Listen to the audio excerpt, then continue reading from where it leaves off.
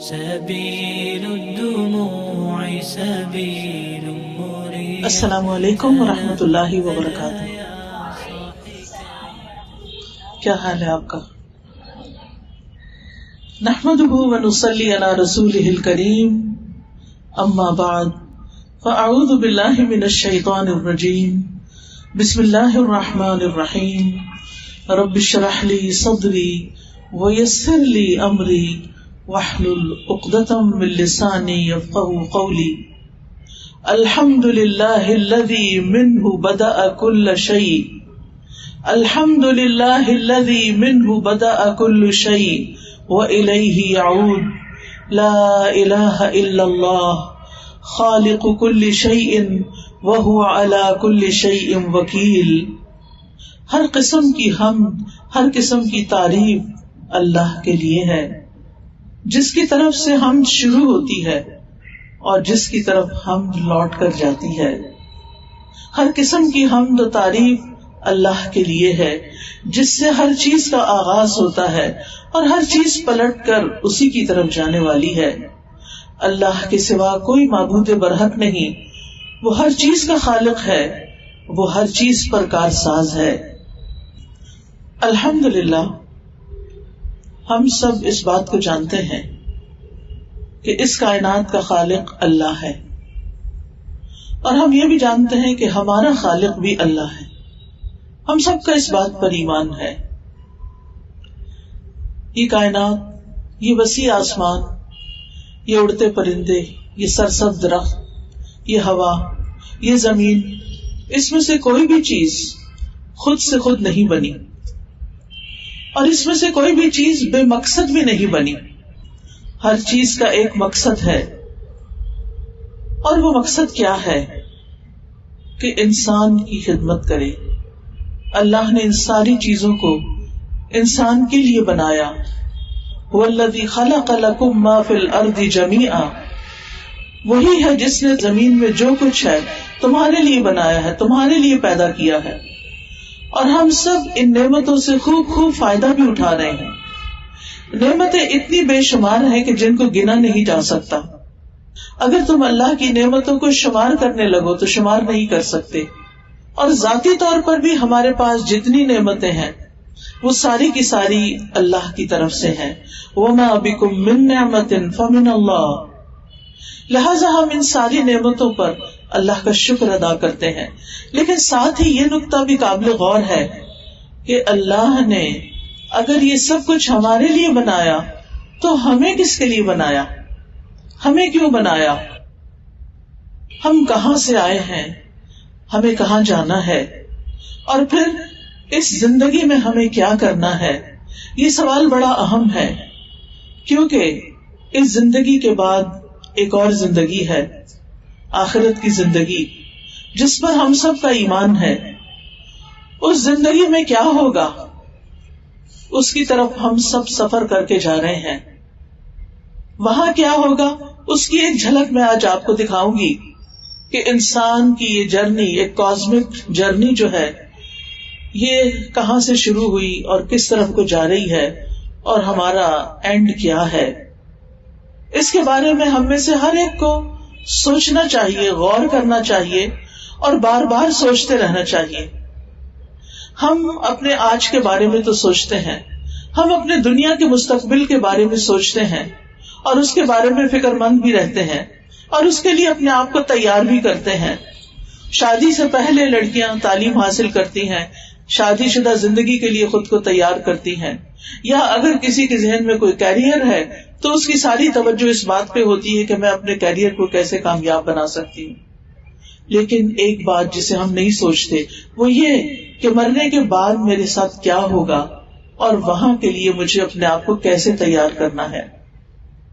اللہ سبحانہ وتعالیٰ نے ہمیں ایسے ہی بے مقصد دنیا میں نہیں بھیج دیا. اللہ نے 4 چیزیں اپنے ہاتھ سے بنائی تھی: آدم علیہ السلام، قلم، جنت عدن، اور اللہ سبحانہ وتعالیٰ کا عرش. آدم علیہ السلام کو پیدا کیا اور انہیں جنت میں بھیجا، اور ان کا آخری ٹھکانہ بھی جنت بتایا کہ انسان سب سے بہترین تخلیق ہے اللہ کی. انسان اس زمین پر بے مقصد نہیں بھیجا گیا. اللہ سبحانہ و تعالیٰ نے انسان کو بنایا اور دوسری طرف جنت کو بنایا, اور اس جنت کو انسان کے لیے بنایا. جیسے زمین اور اس کی ساری چیزیں انسان کے لیے, اسی طرح جنت بھی انسان کے لیے. لیکن جنت تک پہنچنے سے پہلے انسان کو اس دنیا میں آزمایا جا رہا ہے. الذی خلق الموت والحیات لیبلوکم ایکم احسن عملا, کہ جس نے موت اور زندگی کو پیدا کیا تاکہ تمہیں آزما کر دیکھے, تمہارا امتحان لے کر دیکھے کہ تم میں اچھے کام کون کرتا ہے. کیونکہ جنت میں جانے کے لیے ضروری ہے کہ انسان ایمان لا کر عمل صالح کرے. ایمان اور عمل صالح لازم و ملزوم ہے. ایمان عمل صالح کی دعوت دیتا ہے, لہذا ہم میں سے ہر ایک کو عمل صالح پر فوکس کرنا ہے, نیک اعمال پر. اور نیک اعمال کی دو شرائط ہوتی ہیں. ایک یہ کہ نیت درست ہو, جو کام ہم کریں چاہے دین کا کریں چاہے دنیا کا کریں, چاہے نماز پڑھیں چاہے کھانا پکائیں, چاہے ہم گھر کو مینج کریں یا کہیں جاب کریں, ان دونوں میں ہمارے سامنے مقصد یہی ہونا چاہیے کہ ان سارے کاموں کو کرنے کے پیچھے میرا مقصد اپنے رب کو خوش کرنا ہے, یہ میں اسی کی رضا کے لیے کر رہی ہوں. دوسرے یہ کہ رب کے بتائے ہوئے طریقے کے مطابق, نبی صلی اللہ علیہ وسلم کی سنت کے مطابق وہ کام کیا جائے, تو وہ کام احسن عمل, خوبصورت عمل, بہترین عمل قرار پاتا ہے. کیونکہ رسول اللہ صلی اللہ علیہ وسلم کو اللہ سبحانہ تعالیٰ نے بہترین نمونہ قرار دیا ہے. لقد کان لکم فی رسول اللہ اسوۃ حسنہ, تمہارے لیے اللہ کے رسول صلی اللہ علیہ وسلم کی زندگی میں خوبصورت نمونہ ہے, بہترین نمونہ ہے. لہذا ہمیں اس نمونے کی پیروی کرنی ہے. زندگی کے تمام کاموں میں یہ دیکھنا ہے کہ رسول اللہ صلی اللہ علیہ وسلم کا طریقہ کیا تھا, اور جو شخص آپ کے بتائے ہوئے طریقے کے مطابق اللہ سبحانہ تعالیٰ سے ملاقات کرے گا, اللہ تعالیٰ کو راضی کر دے گا, اللہ سبحانہ تعالیٰ اس کو بھی راضی کر دے گا, اور اس کا آخری اور ابدی ٹھکانہ جنت ہوگا. جنات عدن یدخلونہا, ہمیشگی کے باغات جن میں لوگ داخل ہوں گے. لیکن اگر کوئی اس امتحان میں کامیاب نہیں ہوتا, اللہ سبحانہ تعالیٰ کو ناراض کر کے اس زندگی کو گزارتا ہے, نہ اللہ کا حق ادا کرتا ہے اور نہ بندوں کا حق ادا کرتا ہے, تو پھر اس کا آخری ٹھکانہ اللہ کی رضا والا نہیں, جنت نہیں, کچھ اور ہو سکتا ہے جو ہم سب جانتے ہیں. تو یاد رکھیے, یہ زندگی, یہ دنیا آزمائش کا گھر ہے. سورۃ کہف میں اللہ تعالیٰ فرماتے ہیں, انا جعلنا ما علی الارض زینۃ لہا لنبلوہم ایہم احسن عملا وانا لجاعلون ما علیہا صعیدا جرزا. جو کچھ زمین پر موجود ہے ہم نے اسے زینت بنا دیا ہے تاکہ ہم انہیں آزمائیں کہ ان میں سے کون اچھے عمل کرتا ہے, اور یہ سب کچھ جو زمین پر ہے اسے ہم چٹیل میدان بنا دینے والے ہیں.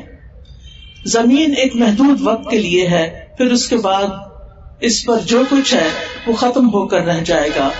سورۃ القصص میں اللہ تعالیٰ فرماتے ہیں, کل شیء ہالک الا وجہہ لہ الحکم والیہ ترجعون. ہر چیز ہلاک ہونے والی ہے سوائے اس کے چہرے کے, اسی کے لیے حکم ہے اور اسی کی طرف تم سب لوٹائے جاؤ گے. تو ہم میں سے ہر ایک واپس اپنے رب کی طرف لوٹایا جائے گا. اسی لیے جب کوئی فوت ہوتا ہے تو ہم کیا پڑھتے ہیں, انا للہ و انا الیہ راجعون, کہ بے شک ہم بھی اللہ کے ہیں اور اللہ ہی کی طرف ہمیں واپس جانا ہے. یاد رکھیے, آخرت کے مقابلے میں دنیا بہت مختصر ہے. قیامت کے دن انسان کہے گا کہ میں دنیا میں ایک دن یا دن کا کچھ حصہ رہ کر آیا ہوں, یعنی اس کے مقابلے میں یہ زندگی کچھ بھی نہیں. ویسے بھی اللہ تعالیٰ فرماتے ہیں, اعلموا انما الحیات الدنیا لعب و لہو وزینۃ وتفاخر بینکم وتکاثر فی الاموال والاولاد. خوب جان لو کہ دنیا کی زندگی محض کھیل تماشا, زینت و آرائش, تمہارا آپس میں ایک دوسرے پر فخر کرنا, مال اور اولاد میں ایک دوسرے سے زیادہ حاصل کرنے کی کوشش کرنا ہے. جیسے بارش ہوئی تو اس کی نباتات نے کاشتکاروں کو خوش کر دیا، پھر وہ جوبن پر آتی ہے، پھر تم اسے زرد پڑی ہوئی دیکھتے ہو، آخر کار وہ بھوس بن جاتی ہے. جبکہ آخرت میں ایسی غفلت کی زندگی کا بدلہ سخت عذاب ہے، اور ایمان والوں کے لیے اللہ کی بخشش اور اس کی رضا ہے، اور دنیا کی زندگی تو محض دھوکے کا سامان ہے. تو ہم میں سے اکثر لوگ دنیا کی زندگی سے دھوکا کھا رہے ہیں. وہ سمجھتے ہیں شاید انہیں ہمیشہ یہاں رہنا ہے، اس لیے وہ جو بھی محنت کرتے ہیں اس کا ہدف صرف دنیا کی کامیابی ہوتی ہے، جبکہ آخرت کی کامیابی کے جو اصول اللہ تعالیٰ نے قرآن مجید میں بتائے ہیں، جو سورۃ البقرہ کے شروع میں ہی اللہ تعالیٰ بتا رہے ہیں کہ وَبِالْآخِرَةِ هُمْ يُوقِنُونَ أُولَئِكَ عَلَىٰ هُدًى مِّن رَّبِّهِمْ وَأُولَئِكَ هُمُ الْمُفْلِحُونَ. متقین کی اور صفات کے ساتھ ساتھ ایک صفت کیا ہے کہ وہ آخرت پر ایمان رکھتے ہیں، آخرت پر یقین رکھتے ہیں. یہی لوگ اپنے رب کی طرف سے ہدایت پر ہیں اور یہی لوگ کامیاب ہونے والے ہیں. کامیابی اس میں نہیں کہ ہم دنیا میں کس مقام پہ پہنچتے ہیں، وہ بھی ضروری ہے، لیکن آخرت کی کامیابی نہایت ضروری ہے. اللہ تعالیٰ فرماتے ہیں فَمَنْ زُحْزِحَ عَنِ النَّارِ وَأُدْخِلَ الْجَنَّةَ فَقَدْ فَازَ. جو دوزخ سے بچا لیا گیا اور جنت میں داخل کر دیا گیا وہ دراصل کامیاب ہوا. تو کامیابی آخرت کی کامیابی ہے. دنیا ایک عارضی مقام ہے اور آخرت ہی اصل دار القرار ہے. انما هذه الحیات الدنیا متاع وان الآخرۃ ہی دار القرار. یہ دنیا کی زندگی تو معمولی فائدے کے سوا کچھ نہیں، اور یقیناً آخرت ہی رہنے کا گھر ہے. دنیا عمل کی جگہ ہے، آخرت حساب کی جگہ ہے. وہاں ہم سے ایک ایک عمل کے بارے میں پوچھا جائے گا کہ تم نے یہاں دنیا میں رہ کے کیا کیا. لہذا عقل مند وہ ہے جو آخرت کو اپنا ہم و غم بنا لے، آخرت کی تیاری کرے. آخرت کی تیاری کرنے والا ہی دراصل عقل مند ہے. ابن عمر کہتے ہیں میں رسول اللہ صلی اللہ علیہ وسلم کی خدمت میں حاضر تھا. ایک انصاری صحابی آئے، انہوں نے نبی صلی اللہ علیہ وسلم کو سلام کیا، پھر کہا اللہ کے رسول مومنوں میں سب سے افضل کون ہے؟ آپ نے فرمایا جس کا اخلاق سب سے اچھا ہو. انہوں نے کہا کون سے مومن زیادہ عقل مند ہے؟ آپ نے فرمایا جو موت کو زیادہ یاد کرتے ہیں. یہ زیادہ عقل مند لوگ ہیں اور موت کے بعد کے مراحل کے لیے زیادہ تیاری کرتے ہیں، وہی عقل مند ہیں. لہذا پیاری بہنوں، اس زندگی میں اپنی آخرت کے لیے بھرپور کمائی کرنی ہے. یہاں رہ کے ہم نے اپنی آخرت کے لیے بہت سا سامان اکٹھا کرنا ہے، نیک اعمال کا زاد راہ اکٹھا کرنا ہے. رسول اللہ صلی اللہ علیہ وسلم نے فرمایا مومن اور موت کی مثال اس طرح ہے جیسے کسی کے 3 دوست ہوں. ان میں سے پہلا دوست اس کا مال ہو، وہ کہے اپنی چاہت کے مطابق جو لینا ہے لے لو. دوسرا کہے میں تیرے ساتھ ہوں لیکن جب تو مر جائے گا تو میں تجھ سے جدا ہو جاؤں گا. تیسرا کہے میں تیرے ساتھ ہوں، تیرے ساتھ ہی نکلوں گا. پہلا دوست مال ہے، دوسرا اس کی اولاد ہے اور تیسرا اس کا عمل ہے. مال اور اولاد مرنے کے بعد دونوں ہی ساتھ چھوڑ جاتے ہیں اور انسان اکیلا رہ جاتا ہے. کس کے ساتھ؟ صرف اپنے عمل کے ساتھ. لہذا جس کا عمل اچھا ہوتا ہے اس کے لیے موت کے بعد کی زندگی خوشگوار ہو جاتی ہے، اور جس کا عمل اچھا نہیں ہوتا پھر اس کے لیے دنیا کی راحتیں، دنیا کا پیچھے چھوڑا ہوا مال کسی کام نہیں آتا، اس کو کوئی فائدہ نہیں دیتا. آخرت کب سے شروع ہوتی ہے؟ آخرت انسان کی موت سے شروع ہوتی ہے. جہاں تک موت کا تعلق ہے تو اللہ تعالیٰ فرماتے ہیں کل نفس ذائقۃ الموت، ہر شخص کو موت کا مزہ چکھنا ہے. موت ایک ایسی حقیقت ہے جس میں دنیا کے 2 انسانوں کے بیچ میں بھی اختلاف نہیں.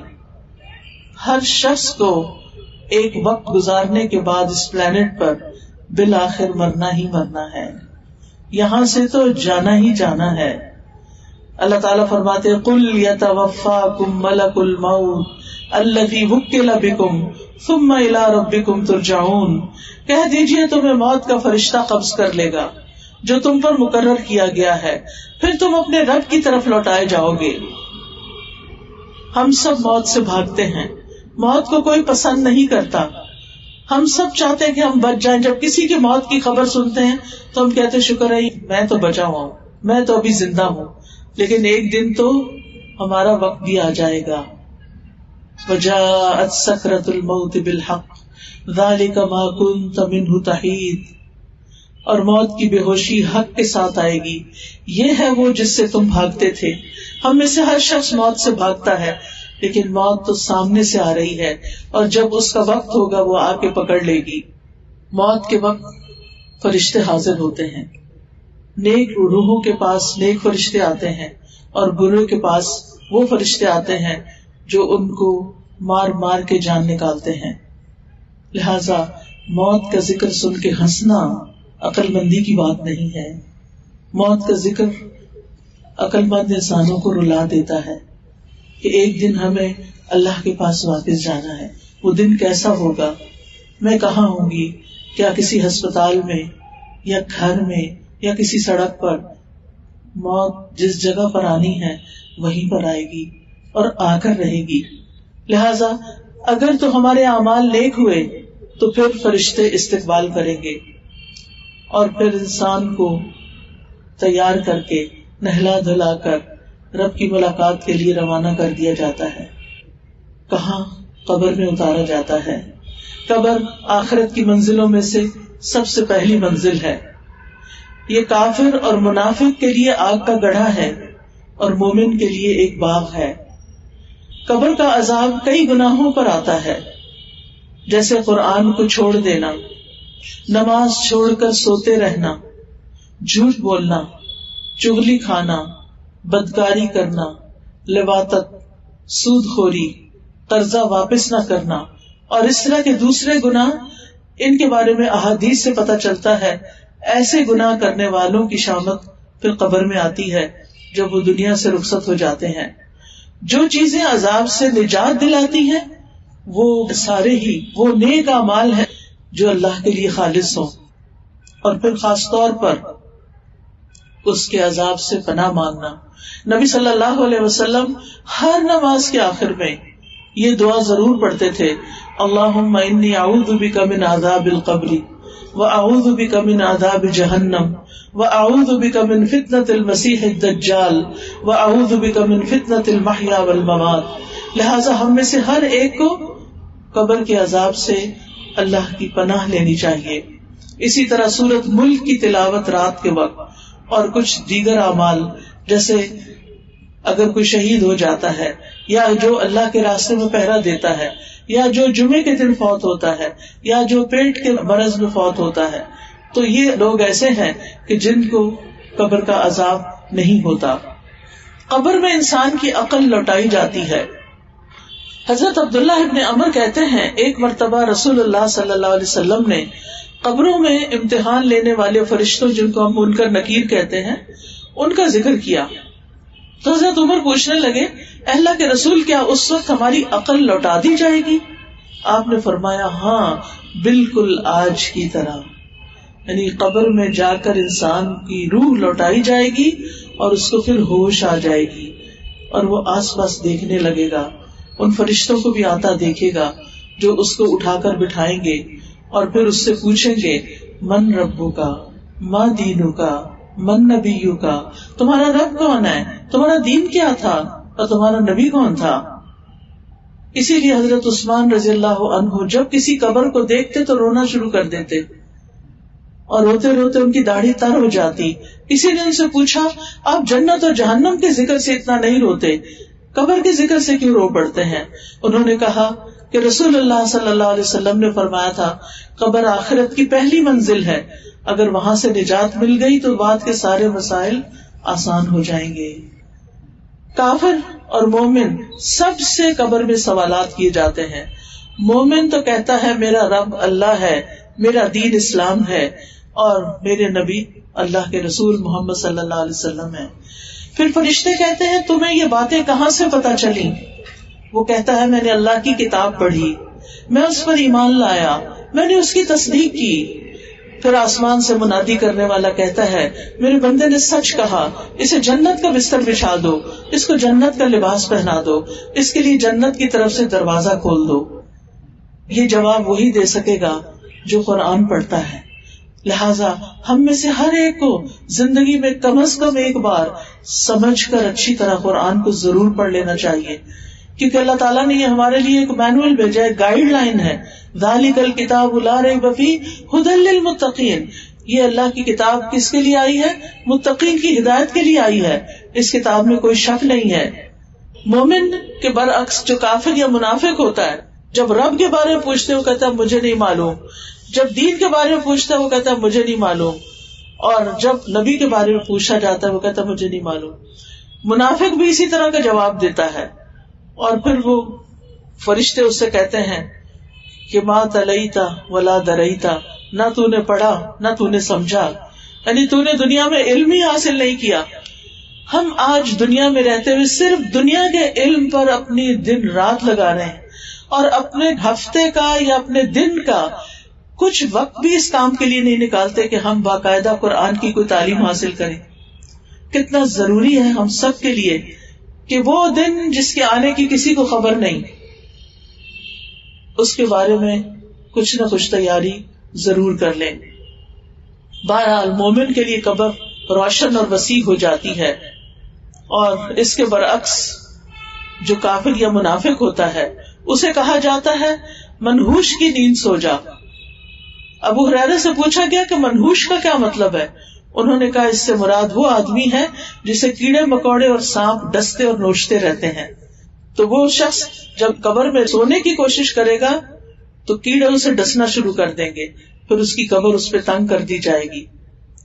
پھر ایک دن آئے گا جب سور پھونکا جائے گا تو جتنے بھی قبروں میں سوئے ہوئے لوگ ہیں وہ سب اٹھ کر کھڑے ہو جائیں گے.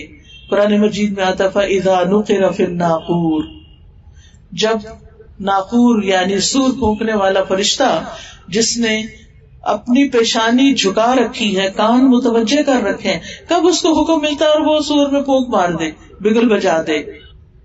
تو محمد صلی اللہ علیہ وسلم کے صحابہ نے عرض کیا کہ ناقور کے بارے میں کہ کہو حسبنا اللہ و نعم الوکیل، علی اللہ توکلنا، اللہ ہی ہمیں کافی ہے اور وہ بہترین کارساز ہے، ہم اللہ ہی پر بھروسہ رکھتے ہیں.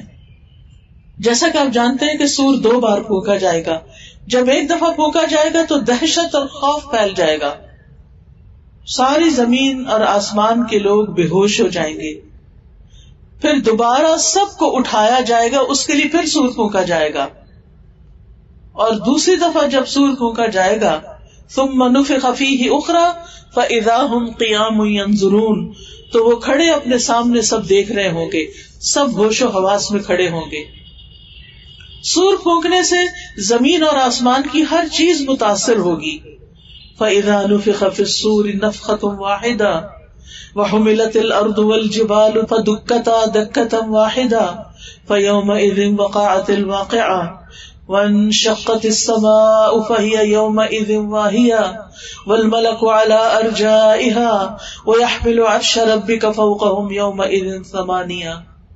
پھر جب سور میں ایک دفعہ پھونک ماری جائے گی اور زمین اور پہاڑوں کو اٹھا کر ایک ہی چوٹ میں ریزہ ریزہ کر دیا جائے گا تو اس دن ہونے والا واقعہ پیش آ جائے گا. آسمان پھٹ جائے گا، اس دن اس کی بندش ڈھیلی پڑ جائے گی، فرشتے اس کے کناروں پر ہوں گے، اور اس دن 8 فرشتے آپ کے رب کے عرش کو اپنے اوپر اٹھائے ہوئے ہوں گے. تو بہرحال سور ایک چیخ کی آواز میں ہوگا، اور بغیر کسی وقفے کے وہ چیخ جاری رہے گی جب تک سب مر نہ جائیں اور دوسری دفعہ کی چیخ سے سب اٹھ نہ جائیں. یہ آواز اتنی شدید ہوگی کہ اسے سنتے ہی لوگ مرنا شروع کر دیں گے، اور دوسری دفعہ مرے ہوئے جاگ اٹھیں گے. قبروں سے اٹھنے کا منظر کیا ہوگا؟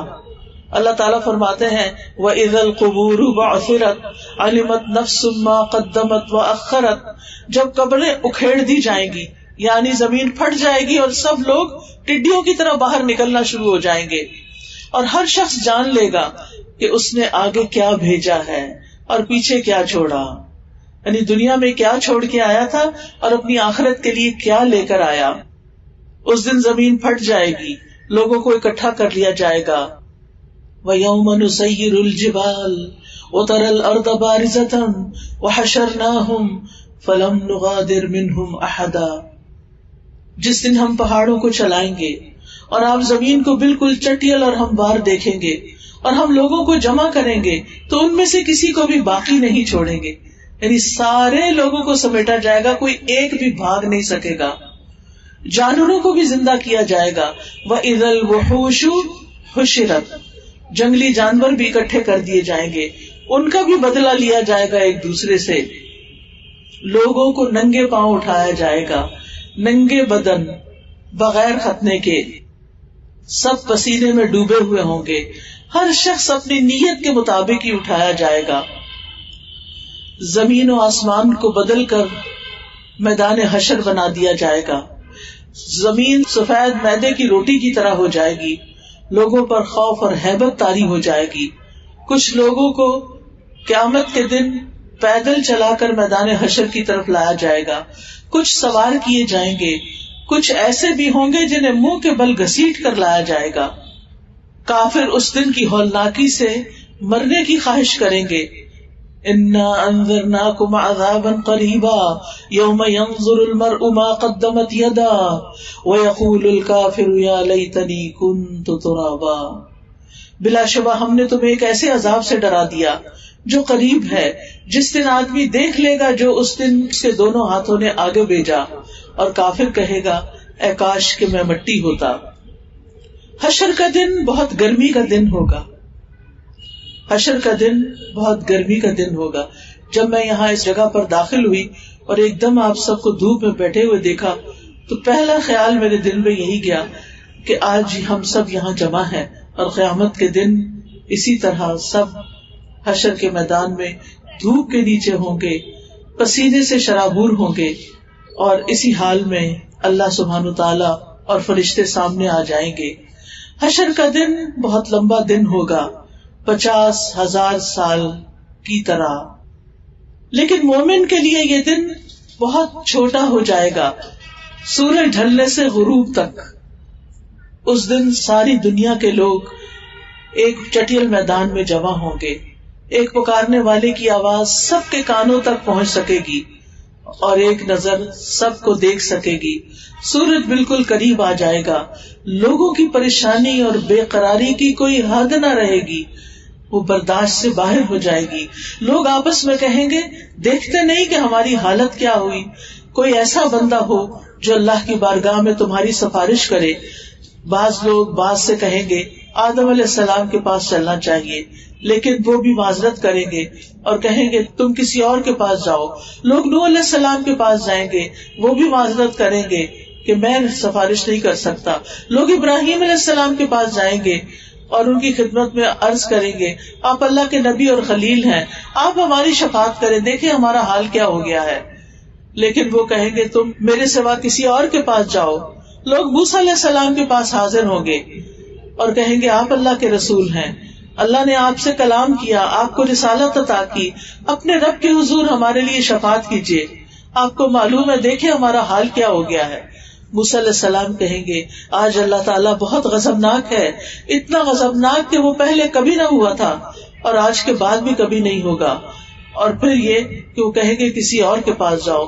لوگ عیسیٰ علیہ السلام کے پاس جائیں گے، لیکن اس وقت عیسیٰ علیہ السلام بھی معذرت کر لیں گے اور کہیں گے کہ جاؤ محمد کے پاس صلی اللہ علیہ وسلم.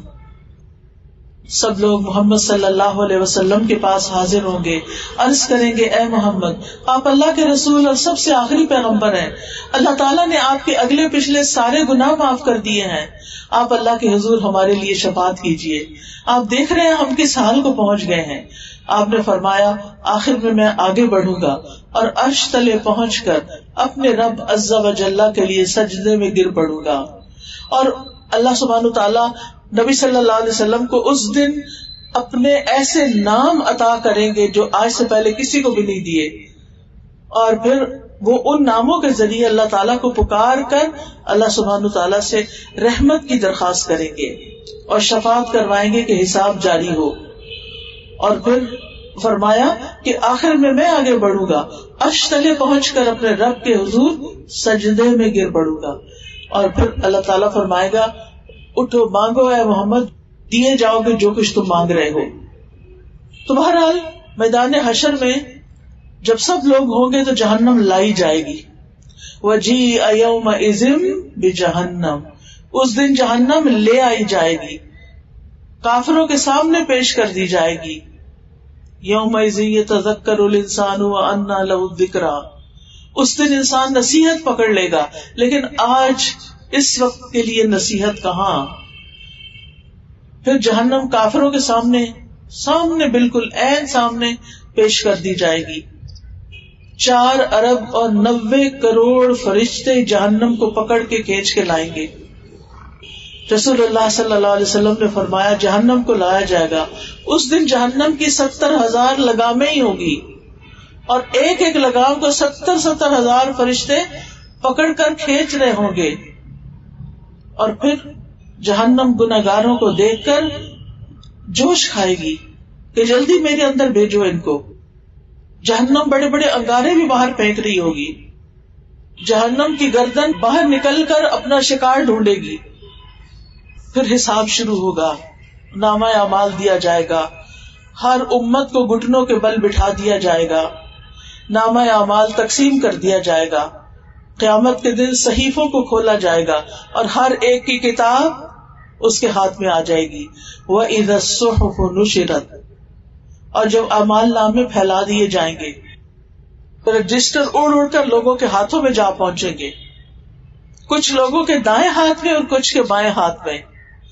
اس دن سخت شرمندگی ہوگی اگر کسی کے بائیں ہاتھ میں رجسٹر چلا گیا.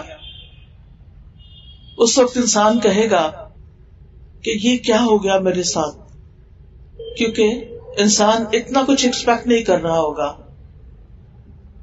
جب انسان کو یہ پتا چلے گا کہ میرے اعمال نامے میں کچھ ہے نہیں یا بہت کم ہے، تو وہ بہت پریشان ہوگا اور چاہے گا اے کاش مجھے ایک دفعہ واپس بھیجا جائے.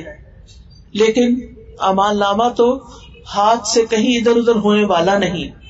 وَكُلَّ إِنسَانٍ أَلْزَمْنَاهُ طَائِرَهُ فِي عُنُقِهِ وَنُخْرِجُ لَهُ يَوْمَ الْقِيَامَةِ كِتَابًا يَلْقَاهُ مَنشُورًا اقْرَأْ كِتَابَكَ كَفَىٰ بِنَفْسِكَ الْيَوْمَ عَلَيْكَ حَسِيبًا. اور ہر انسان کو ہم نے اسے اس کا نصیب اس کی گردن میں لازم کر دیا ہے، یعنی ہر انسان کا نامہ اعمال اس کی گردن میں ہوگا. قیامت کے دن ہم اس کے لیے ایک کتاب بھی نکالیں گے جسے وہ کھلی ہوئی پائے گا. پڑھ اپنی کتاب. آج تو ہم اپنے اوپر بطور محاسب کے خود ہی کافی ہو. نامہ اعمال ہر چھوٹا بڑا گناہ حتیٰ کہ سی او یہ بھی اس میں لکھا ہوا ہوگا اور ہر شخص کے ہاتھ میں دے دیا جائے گا. فَمَن يَعْمَلْ مِثْقَالَ ذَرَّةٍ خَيْرًا يَرَهُ وَمَن يَعْمَلْ مِثْقَالَ ذَرَّةٍ شَرًّا يَرَهُ. جس نے ذرے برابر بھی نیکی کی ہوگی وہ اسے دیکھ لے گا، اور جس نے ذرے برابر بھی برائی کی ہوگی وہ بھی اس کو دیکھ لے گا. ذرہ کیا ہوتا ہے؟ ایٹم. کس کو نظر آتا ہے؟ نیکڈ آئی سے تو نظر بھی نہیں آتا. اگر اتنی بھی کوئی نیکی کرے گا تو اللہ تعالیٰ اس کی بھی قدردانی کرتا، اس کو ضائع نہیں کرتا. ہر شخص اللہ کے سامنے اکیلا کھڑا ہوگا. سب سے پہلے امت محمد کا حساب ہوگا. قیامت کے دن بندے سے سب سے پہلا سوال نماز کا کیا جائے گا. حقوق العباد میں سب سے پہلے قتل کا مقدمہ پیش کیا جائے گا.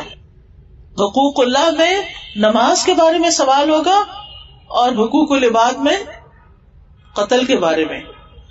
پھر ہر ذمہ دار سے اس کی ذمہ داری کے بارے میں پوچھا جائے گا. نبی صلی اللہ علیہ وسلم نے فرمایا اللہ تبارک و تعالیٰ جس کو رعیت کا خواہ وہ کم ہو یا زیادہ ذمہ دار بناتا ہے، اللہ تبارک و تعالیٰ اس سے رعایا کے متعلق قیامت کے دن باز پرس بھی کرے گا. یعنی جس شخص کے انڈر 2 لوگ بھی کام کرتے ہوں گے اس سے بھی قیامت کے دن سوال کیا جائے گا کہ اس نے اپنی ذمہ داری کس حد تک پوری کی. آپس میں کیے گئے ظلم اور عہد اور حقوق، ان سب کا بھی سوال ہوگا. ہاں، نبی صلی اللہ علیہ وسلم کی امت کے 70,000 لوگ بغیر حساب جنت میں جائیں گے. یہ کون خوش نصیب ہوں گے جن کا حساب نہیں ہوگا. نبی صلی اللہ علیہ وسلم نے فرمایا میرے رب عز و جل نے مجھ سے وعدہ کیا ہے کہ میری امت کے 70,000 لوگوں کو بلا حساب اور بلا عذاب جنت میں داخل فرمائے گا. ہر 1000 کے ساتھ مزید 70,000 ہوں گے، اور اس پر مزید 3 چلو میرے رب عز و جل کے چلوؤں میں سے. امت محمد کا مفلس ترین شخص کون ہے؟ امت محمد صلی اللہ علیہ وسلم کا سب سے مفلس اور غریب شخص کون ہے؟ کوئی بتائے گا آپ میں سے؟ جی، جس کے پاس نیک اعمال تو ہوں گے لیکن اس نے کیا کیا ہوگا؟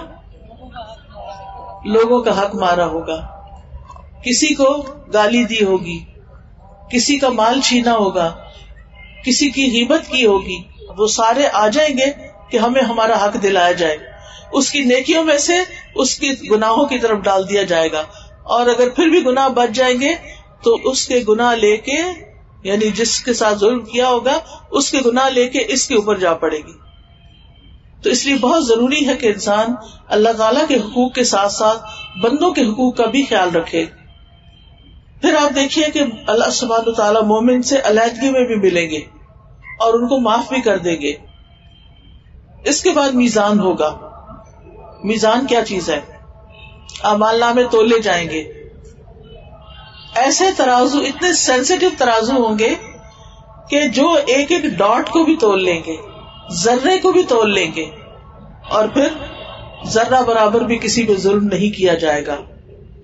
اس دن نبی صلی اللہ علیہ وسلم کو شفاعت کا حق بھی دیا جائے گا، اگرچہ باقی انبیاء کو بھی دیا جائے گا، لیکن خاص طور پر نبی صلی اللہ علیہ وسلم کی امت کے لیے آپ صلی اللہ علیہ وسلم کو شفاعت کا حق دیا جائے گا.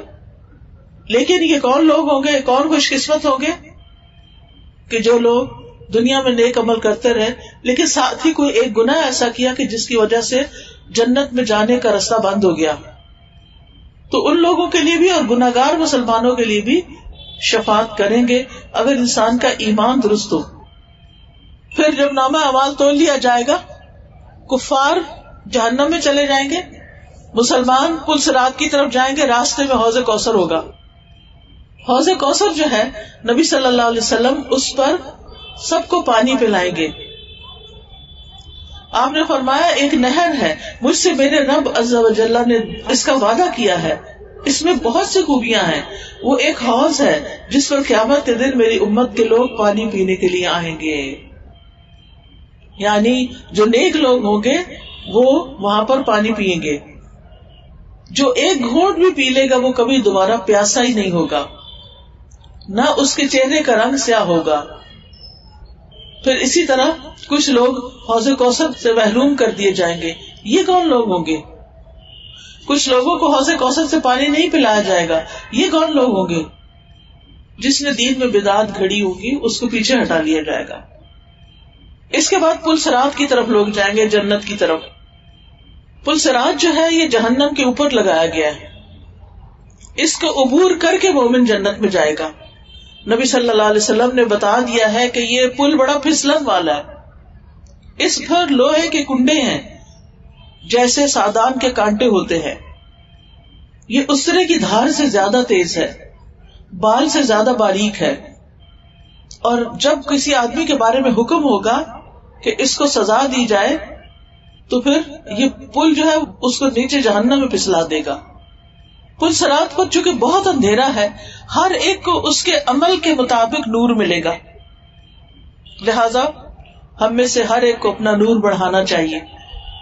نور بڑھتا ہے نیک اعمال سے، دوسروں کے ساتھ خیر کا معاملہ کر کے، نیکیوں کے مواقع استعمال کر کے، لوگوں کو خیر اور بھلائی کی بات سکھا کے.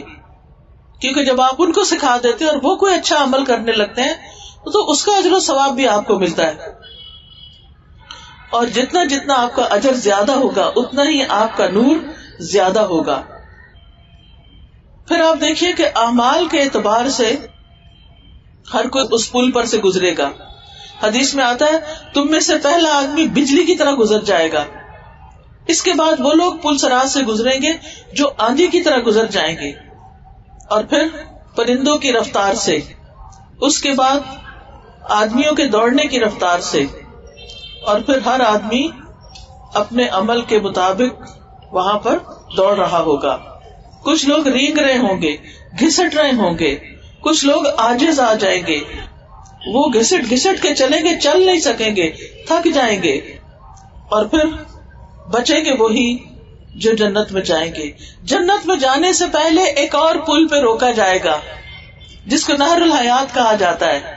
وہاں پر جنت میں جانے والوں کو نہلایا دھلایا جائے گا, صاف ستھرا کر کے سجا کے پھر جنت میں بھیجا جائے گا. اب یہ ان کا ابدی ٹھکانہ ہوگا.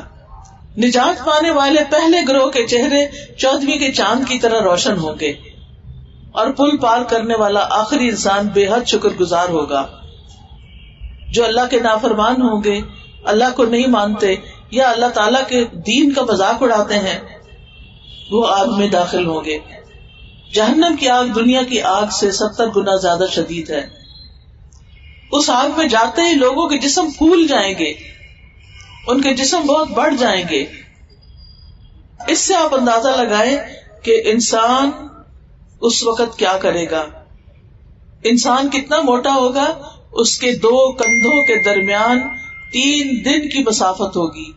ایک ڈاڑھ احد پہاڑ جتنی بھاری ہو جائے گی. یعنی انسان اتنی بڑی بڑی بلا بن جائے گا. پینے کے لیے ابلتا پانی دیا جائے گا جو انتڑیوں کے ٹکڑے ٹکڑے کر دے گا. کھانا تھور اور پیپ ہوگا. آگ ہی کا لباس ہوگا. جہنم کے 7 دروازے ہوں گے. کچھ لوگ دروازوں سے اندر ڈالے جائیں گے.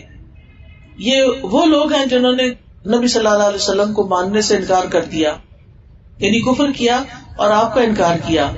لیکن اگر کوئی نبی صلی اللہ علیہ وسلم کو رسول مانتا ہے, اس سے عمل میں کچھ کوتاہی ہو جاتی ہے, تو پھر وہ پل صراط کے اوپر سے یا تو تکلیف سے گزر جائے گا یا پھر اسی کے اندر گر جائے گا اور وقتی طور پہ سزا بھگت کر وہاں سے نکل آئے گا.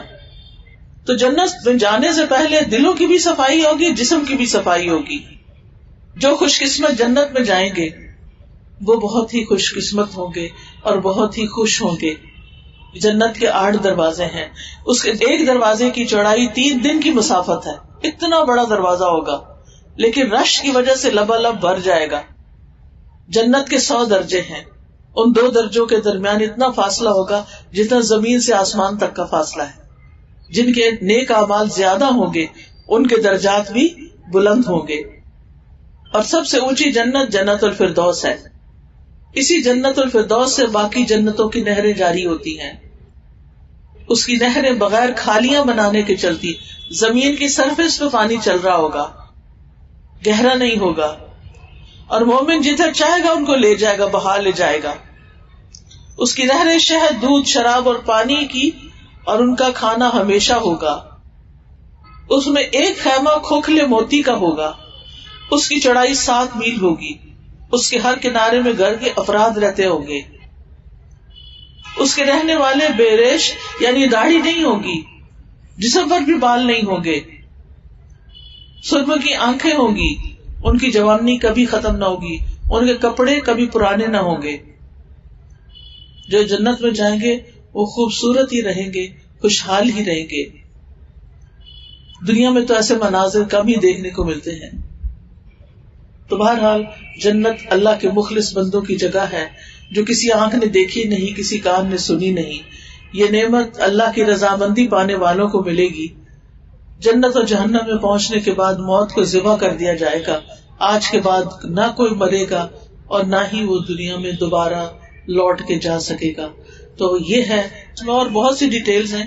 ایک مختصر سا آخرت کا سفر جس پر سے ہم سب کو گزرنا ہے, ان سارے مقامات کو دیکھنا ہے, اور وہ دن برحق ہے, یقینی ہے. اس لیے عقل مندی کا تقاضا یہی ہے کہ اس دن کے لیے تیاری کی جائے, دعائیں کی جائیں. ربنا آتنا فی الدنیا حسنۃ وفی الآخرۃ حسنۃ وقنا عذاب النار. اللہم انا نسألک العافیۃ فی الدنیا والآخرہ. ربنا اغفر لی ولوالدی وللمؤمنین یوم یقوم الحساب. ربنا وآتنا ما وعدتنا علی رسلک ولا تخزنا یوم القیامہ انک لا تخلف المیعاد. اللہم لا تخزنا یوم القیامہ. اللہم انا نعوذ بک من ضیق الدنیا وضیق یوم القیامہ. اللہم انا نسألک الجنة ونعوذ بک من النار. اللہم انا نسألک من الخیر کلہ عاجلہ وآجلہ ما علمنا منه وما لم نعلم ونعوذ بك من الشر كله عاجله وآجله ما علمت منه وما لم أعلم اللهم إني أسألك من خير ما سألك عبدك ونبيك محمد صلى الله عليه وسلم اللهم إني أسألك الجنة وما قرب إليها من قول أو عمل وأعوذ بك من النار وما قرب إليها من قول وعمل اللهم إنا نسألك الجنة اللهم إنا نسألك الجنة اللهم إنا نسألك الجنة وما قرب إليها من قول أو عمل وأعوذ بك من النار وما قرب إليها من قول وعمل وأسألك أن تجعل كل قضاء قضيته لي خيرا. یا رب العالمین، ہم نے جو باتیں سنی ہیں ہمیں ان پر عمل کرنے کی توفیق دے. یا اللہ، ہمارے لیے آخرت کی منزلیں آسان فرما دینا. اللہ ہمیں دنیا کے امتحانوں میں بھی کامیاب فرما اور آخرت میں بھی کامیابی عطا فرما. یا رب العالمین، ہم سب کے دلوں کو اپنی طرف موڑ لے. یا ارحم الراحمین، ہمیں ہر وہ کام کرنے کی توفیق دے جس سے تو راضی ہوتا ہے، اور جن چیزوں سے تو ناراض ہوتا ہے ہمارا دل ادھر سے پھیر ہی دے. یا رب العالمین، اس کالج کو، اس کی انتظامیہ کو، اس کی طالبات کو دن دگنی اور رات چگنی ترقی عطا فرما. یا اللہ، ان کو دین و دنیا کے امتحانوں میں کامیابی عطا فرما. یا رب العالمین، تو ہمارے والدین پر اپنی رحمت نازل فرما. یا اللہ، تو ہمیں ہر دم اپنا ذکر کرنے کی توفیق دے، اپنے شکر کی توفیق دے. یا رب العالمین، یا ارحم الراحمین، تو ہمارے حق میں ہماری موت کو بہترین کر دینا. ہماری موت ہمارے لیے زندگی کے شر سے بچنے کا ذریعہ ہو. ربنا آتنا فی الدنیا حسنۃ وفی الآخرۃ حسنۃ وقنا عذاب النار. ربنا تقبل منا انک انت السمیع العلیم وتب علینا انک انت التواب الرحیم. وصلی اللہ تعالی علی خیر خلقہ محمد وعلی آلہ واصحابہ واہل بیتہ اجمعین برحمتک یا ارحم الراحمین. الہی آمین. سبحانک اللہم وبحمدک اشہد ان لا الہ الا انت استغفرک واتوب الیک. السلام علیکم ورحمۃ اللہ وبرکاتہ. ابھی بات ہو رہی تھی نا کہ ہمیں اس دن کی تیاری کرنی چاہیے. یہ ایک کتاب ہے آخری سفر کی تیاری، اس میں بھی بہت فائدے کی باتیں ہیں، اور یہ کتاب تو ہر ایک کے پاس ہونی چاہیے. میرا جینا میرا مرنا اللہ رب العالمین کے لیے. زندگی کو کیسے گزارے اور پھر موت کے بعد کے لیے کیا کریں. بہت ہی مفید کتاب ہے، اور اس کو ایک ایک پیج آپ کو پڑھنے سے بہت فائدہ ہوگا. اسی طرح جو گناہ ہم سے ہو چکے ہیں ان کی توبہ کرنی چاہیے. یہ ایک بڑی مختصر سی کتاب ہے، تم کب توبہ کرو گے. یہ سب کتابیں میں نے پڑھائی ہوئی ہیں. ان کے لیکچرز بھی آپ کو قرآن فار آل ایپلیکیشن ہے، اینڈرائیڈ پہ بھی ہے اور آئی فون پہ بھی ہے، وہاں سے آپ کو مل جائیں گے. اور میری ویب سائٹ بھی ہے farhadhashmi.com، اس پر بھی آپ کو لیکچرز مل جائیں گے. اسی طرح ایک کتاب جو سب لڑکیوں کی ضرورت ہے، حیض و نفاس کے احکام، کیونکہ اس میں بہت سی غلطیاں کرتے رہتے ہیں اور ہماری نمازیں ضائع ہو جاتی ہیں، ہماری عبادتوں میں خلل آتا ہے. لہٰذا یہ مسائل بھی سب کو معلوم ہونے چاہیے. اور کچھ کارڈز وغیرہ بھی ہیں، آپ اسٹال پہ دیکھ لیجئے. بہترین انویسٹمنٹ کتابوں کے اندر ہوتی ہے جو ہمارے لیے بعد میں صدقہ جاریہ بنتی ہے. بارک اللہ فیکم. آپ سب کا بہت شکریہ، کالج انتظامیہ کا شکریہ. اللہ تعالیٰ آپ سب کو بہترین جزا دے اور اس مجلس کو آپ کے حق میں صدقہ جاریہ بنا دے. السلام علیکم ورحمۃ اللہ وبرکاتہ. سبيل الدموع سبيل